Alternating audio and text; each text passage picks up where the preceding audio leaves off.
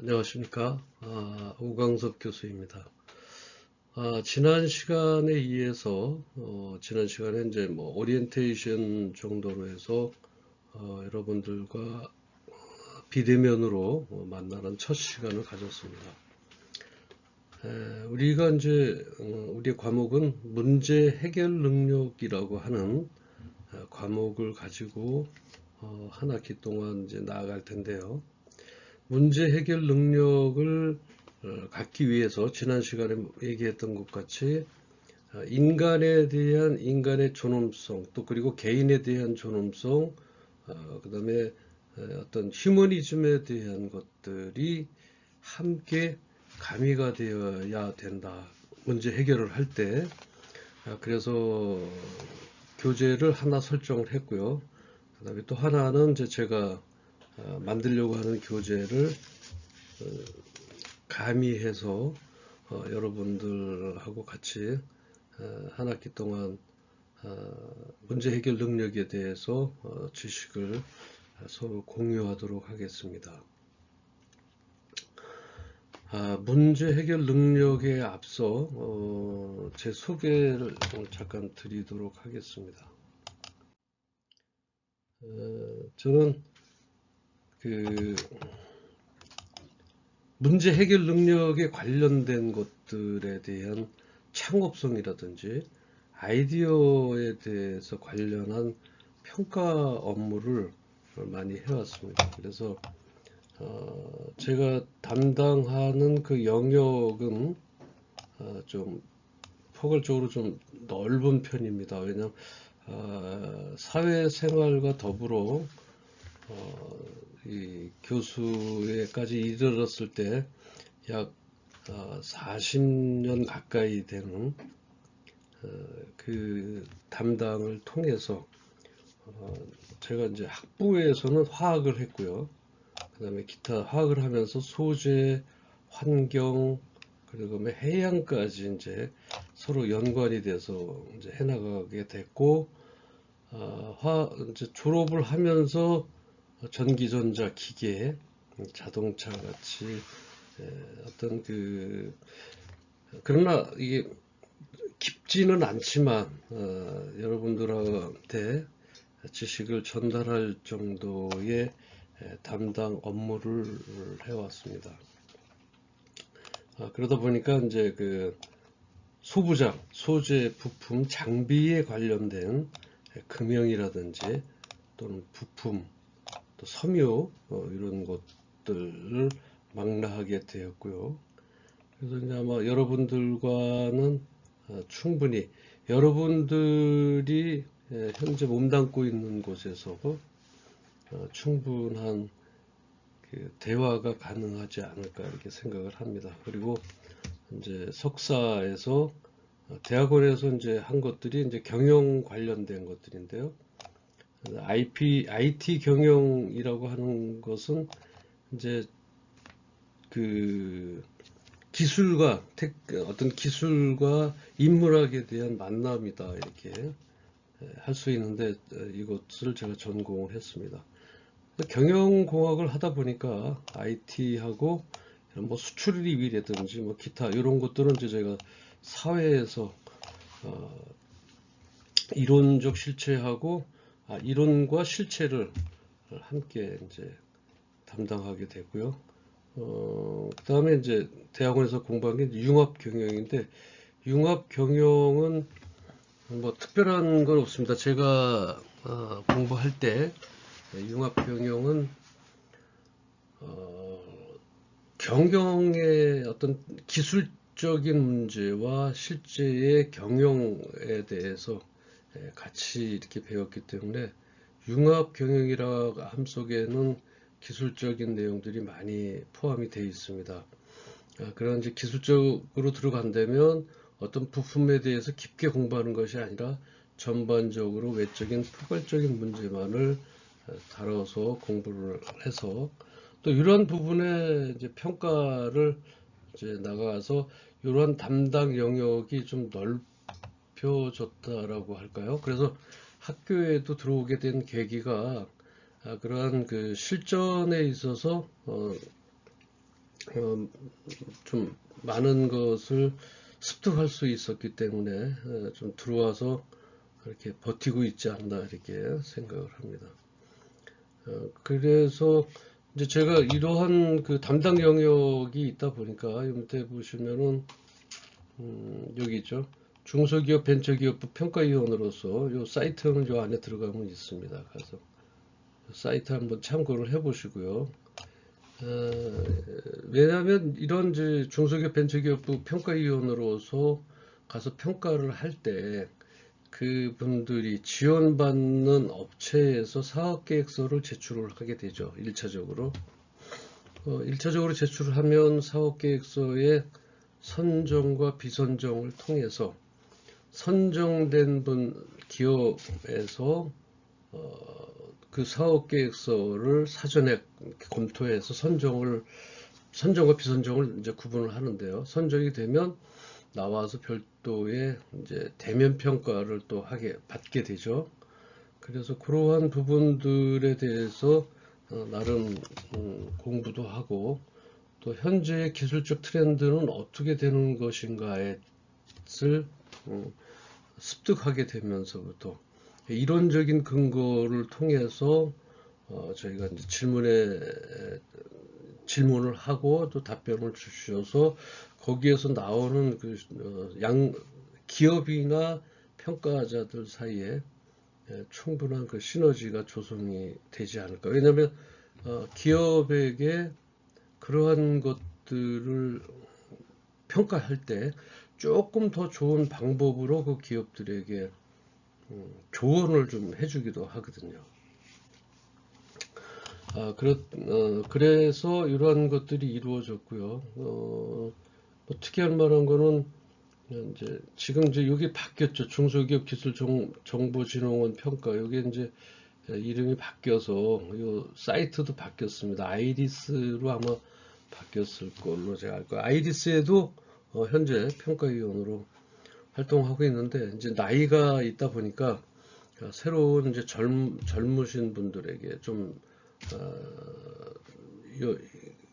예전에 배웠던 학문이 아니라 최근에 더 정말 심도 깊게 배운 분들에게 그 랜덤으로 돌아가거든요. 평가위원 선정할 때. 그래서 아마 요즘에 이제 많이 배제되지 않나 이렇게 생각을 합니다. 근데 가끔도 연락이 올 때가 있어서 평가위원 업무는 지속적으로 나갑니다. 어떤 뭐 다른 의도보다는 현재 제가 알고 있었던 기술이나 그 기술에 대해서 창의성은 얼마나 됐는지, 아이디어의 전반은 얼마나 됐는지 그러한 것들을 보기 위해서 스스로 공부하고 또 그런 것에 그 대면으로 나가서 실체를 바라볼 수 있기 위해서 이제 가능하면 시간을 내서 나가려고 합니다. 물론 이제 뭐 강의를 하다 보면 강의 시간 맞춰서 시간이 겹쳐서 못 나갈 수도 있긴 한데, 여하튼 요즘에는 이제 젊은 교수들이나 젊은 연구원들에게 그 평가 업무가 많이 이제 등록을 하고 아마 이렇게 하는 것 같습니다. 그래서 제가 평가 업무 경력을 따져서 한다면 예전에 이제 K-스타터 여기 멘토 평가위원으로도 있었고, 이 안에 창업진흥원 같은 경우에는 정말 아이디어 개발이나 창의성이 가미되어 있지 않으면 선정되기가 좀 힘듭니다. 기존에 그 단순하게 이 A라는 물체에서 B라는 것을 어태치해서 뭐 A, B의 물체가 나온다라고 하면 그렇게 선정될 확률은 높지가 않죠. 그래서 그런 그 창업진흥원에서 여러분들이 새로운 창업을 통해서 도약하고자 할 때는 반드시 어떤 창의성이 가미되어야 한다라고 저는 생각을 합니다. 그다음에 서울 창조경제혁신센터 멘토로 있고요. 또 경기에도 뭐 멘토로 있습니다. 가서 뭐 교육을 몇 번 받았고 이쪽에서 불러주는 때에 가서 어떤 개인 의견이나 창의성에 대해서 좀 얘기하는 때도 있었는데, 그다음에 이제 경기 테크노파크하고 이제 부산 테크노파크의 멘토하고 전문위원으로 있습니다. 그리고 지금 이제 한국산업기술평가관리원 KT라고 해서요. 여기는 이제 전기전자 쪽이 이제 매우 강한 쪽이라서 여기에서도 이제 활동을 좀 했고요. 스마트 소상공인 지원센터 전문위원인데, 어떤 그 소상공인을 지원하는 것 중에서 지원의 대상이나 어떤 지원자의 변별력을 구분하기 위해서 전문위원으로 가서 평가를 하고 개인적인 의견을 말씀드리고 오는 것입니다.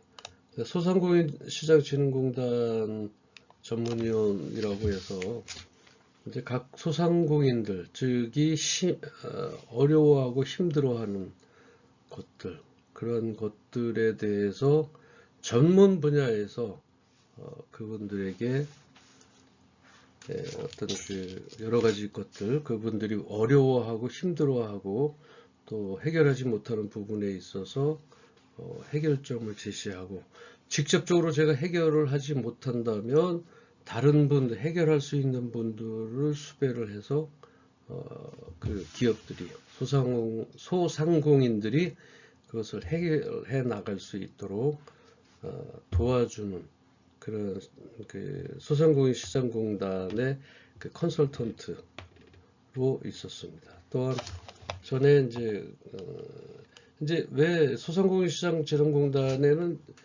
제가 이제 더 이상 지원을 안 하고 또 그쪽에 이제 좀 가까이 있지 않게 된 동기는, 제가 하고 있는 거는 아까 말씀드렸습니다만 이런 그 제조나 이렇게 이제 보이시는 담당 영역이 이러한 것들인데, 이 소상공인 시장진흥공단에도 물론 뭐 제조를 하는 그 기업들도 이 안에 들어 있습니다만, 많은 그 부분이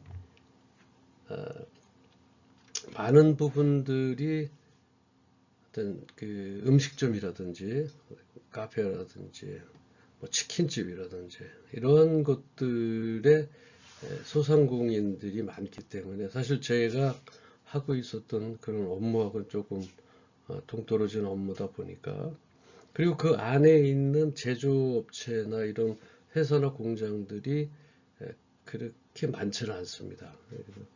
그 소상공인 시장진흥공단의 전문위원으로 몇 년, 한 4년, 4, 5년 활동을 했었고요. 이것도 뭐 그냥 활동하는 게 아니라 여러 가지 그 스펙을 내고 또 뭐 이력을 내서 평가를 받고 그 다음에 이제 선정이 되는 경우가 있습니다. 그래서 매년 선정을 하기 때문에 선정이 됐던 때도 있었고 뭐 안 됐었던 적도 있습니다. 경쟁률이 좀 있다 보니까. 그러다가 이제 이거는 화학이나 소재, 환경, 해양 뭐 이러한 전기전자 기계 것들을 만들어내는 그 안에 기술적인 문제와 경영적인 문제를 콜라보레이션 하는 거, 컨버전스, 즉 융합하는 쪽에 더 관심을 갖게 돼서 이제 더 이상의 평가 업무나 이런 것들을 이제 배제하고 있습니다. 그래서 그러한 이론적인 근거와 실물 어떤 실물 기술을 합쳐서 나갈 수 있는, 그래서 우리가 실제적으로 학생들에게 그러한 것들을 가르쳤을 때 사회에 나가서 바로 현장에 적시적소에 어떤 배치될 수 있는 그런 것들을 해보자. 그래서 이제 그 학교에서는 그 NCS 교육이라고 해서 예전에 있었던 이론보다는 실물에 좀 더 치중을 해서 기업에서 조금 더 그것들을 활용할 수 있는 활용 가치를 높이자라고 했던 것이죠. 실제로 저도 그 무역학과, 예를 들어서 무역학과를 졸업 한다 하더라도 기업이나 이런 데서는 포괄적이고 넓은 범위에서 무역을 해주기를 원합니다. 하지만 뭐 깊이야 얇겠죠. 그럼 학교에서는 좀 다릅니다. 폭넓지 않더라도 좁은 범위 내에서 좀 깊게 가르친다라고 얘기할까요? 전문 지식이 돼서 어떤 뭐 전문가적인 어떤 그 이론을 가르치기 때문에 그러다 보니까 실제 사회에 가서는 그것을 잘 활용할 수가 없고 또 새로 가르쳐야 됩니다. 저도 이제 화학이라는 것을 이제 전공을 했지만 실제적으로 대기업에 입사를 해서 거기에 갔더니 새로이 가르치는 거예요. 그리고 제가 배웠던 뭐 여러 가지 깊이 배웠다라고 하는 것도 실제 그 기계에 맞닥뜨리니까 분석기기가 있습니다. 맞닥뜨리니까 학교에서 배운 거하고는 뭐 또 차이가 많이 나더라고요. 옛날 일입니다. 옛날. 지금은 이제 그래서 많은 이론과 실체를 가리키는 것들이 많이 있는데요. 그래서 그러한 부분들, 영어를 우리 한번 영문학과를 졸업하면 거의 다 회화를 많이 합니다. 그러니까 100%는 아니거든요. 영문학과를 졸업해도 회화를 못 하시는 분들이 많습니다. 제 주위에 그래요. 다 그렇다는 건 아닙니다. 그렇다면 영문학과를 만약에 예를 든다면 영문학과에는 어때요? 그 미국에 대한 역사 또는 영국에 대한 역사 이런 것들도 같이 공부를 하거든요. 그런데 이제 우리가 NCS 교육을 통해서는 그러한 이론적인 근거나 발췌보다는 우리가 실제적인 액츄얼하게 움직여서 그것을 행할 수 있을 그런 것들을 가르치고 있습니다. 따라서 저는 여러분들하고 매우 잘 매칭이 됐다라고 저는 나름대로 이제 생각을 해봅니다. 그래서 사업계획서 같은 것들이 중요한데요. 왜 중요하냐면 내가 아무리 회사에 대해서 자랑을 하고 하더라도 실질적으로 사업계획서 상의 사업성이라든지 시장성이라든지 신뢰성 확보라든지 아니면 연구개발에 대한 정량적 평가에 대해 이러한 것들이 없다면 정부에서 지원하는 사업 어떤 그 지원 사업은 도달할 수가 없습니다. 그래서 그런 사업계획서를 통한 평가 업무를 제가 따져보니까 한 3,000건 정도 했더라고요. 한 20년간에 3,000건을 했으니까 그렇게 많은 건 아니지만 이거보다 더 이 3,000건도 무시 못할 건수인 것이죠. 대면 평가라고 하는 거는 이제 실질적으로 그 기업들과 그 앞에서 평가를 하는 거에 대한 그러니까 발표에 대한 것에 대한 평가 업무를 약 200건 정도 했고요. 현장에도 나가서 기술을 평가를 합니다. 어떤 기술에 대한 문제 아니면 제조에 있어서 조금 문제가 있는 것에 대한 어떤 트러블 슈팅이죠. 그 문제를 해결하고 어떻게 해결해서 제조를 통해서 수익률을 높이느냐 그런 게 이제 제가 한 132회 정도 되고요. 기업 지도라고 해서 기업 지도는 뭐 여러 가지가 포함되어 있습니다. 어떤 기술적인 문제, 경영적인 문제 또는 분량에 대한 문제 뭐 수도 없이 많습니다. 기업 지도는 하다못해 이제 기업의 직원들 사이에 어떤 문제점들까지도 좀 컨설팅 해줄 수 있는 그게 이제 128회 정도 했고요. 창의성 평가 120회인데 이게 무슨 창의성 평가는 뭐냐면요. 예를 들어서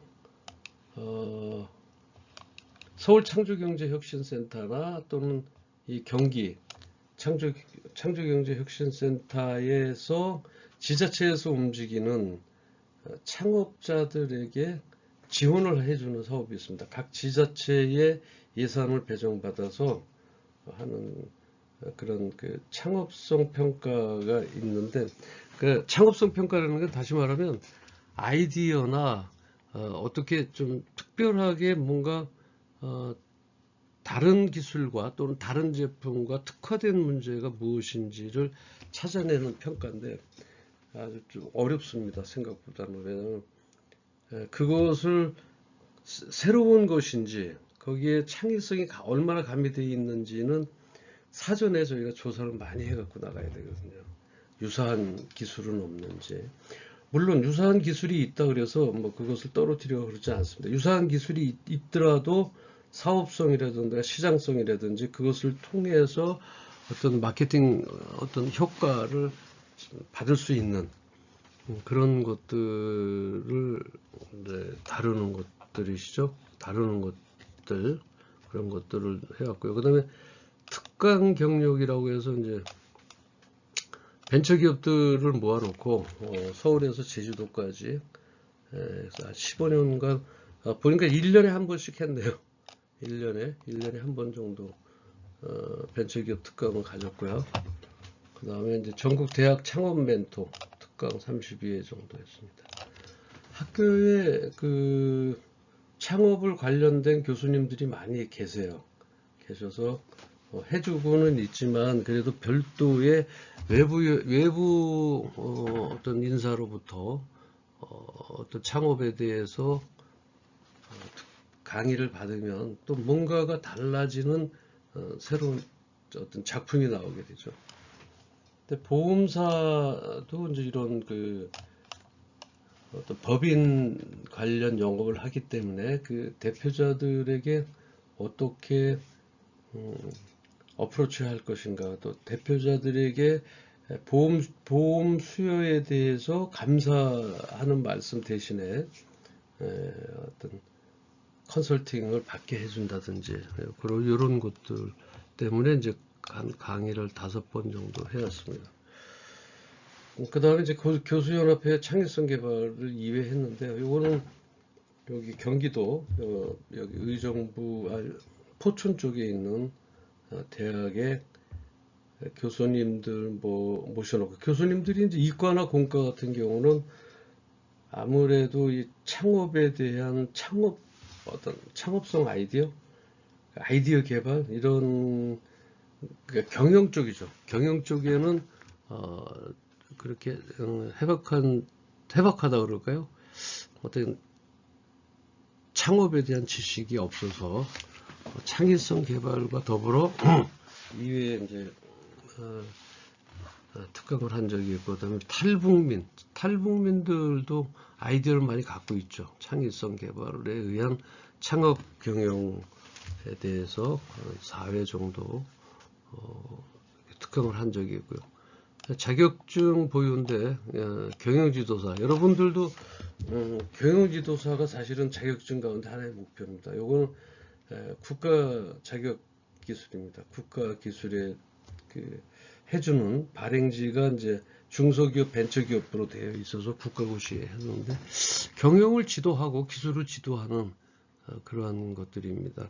마케팅과 기술력 두 개로 나눠지는데, 저는 이제 경영지도사 중에서 마케팅을 맡아서 활동을 하고 있고요. 기술평가사, 기술경영사, 한국기술사업화진흥협회라고 해서 대전에 있습니다. 그래서 여러 가지 지금 기술평가를 위해서 자격을 많이 배양을 하고 있죠. 그 다음에 이제 경영 컨설팅 경력이요. 요거는 특강 경력이고요. 요거는 이제 실제적으로 경영을 어떻게 컨설팅 했는지에 대해서 이제